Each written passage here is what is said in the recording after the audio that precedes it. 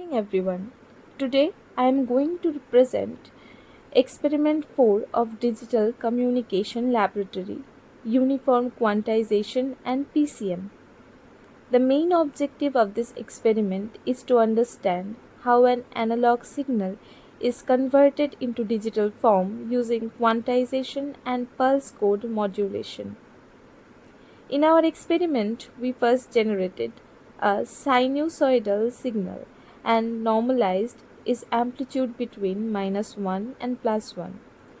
Then we divided this amplitude range into a fixed number of uniform levels. The number of levels is given by L equal to 2 to the power n, where n is the number of bits. For example, for 4-bit quantization, we get 16 levels. The step size between two consecutive levels is 0.125. After quantization, every sample is assigned an index from 0 to 15. These indices are then converted into 4-bit binary PCM code words. For example, index 8 is represented as 1000. Our simulation also allows us to test different resolutions 2, 3, 4, 6, and 8 bits. So we can observe how increasing the number of bits improves signal accuracy. Now coming to the graphs. The first graph compares the original and quantized waveforms. The quantized signal follows the original signal but appears in small steps because of the finite number of levels.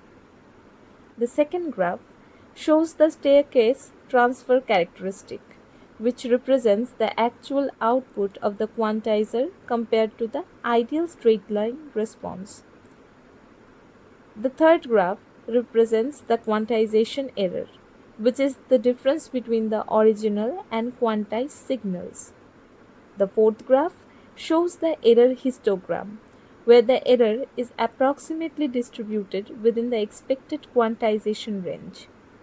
For our 4-bit simulation, we obtained 16 levels, a step size of 0.125, and an MSE of approximately 1.473 into 10 to the power minus 3. The measured SQNR is 25.31 decibel, while the theoretical value is 25.84 decibel. The difference is only about 0.53 decibel, showing that our practical result is close to the theoretical result. We also perform two variation checks.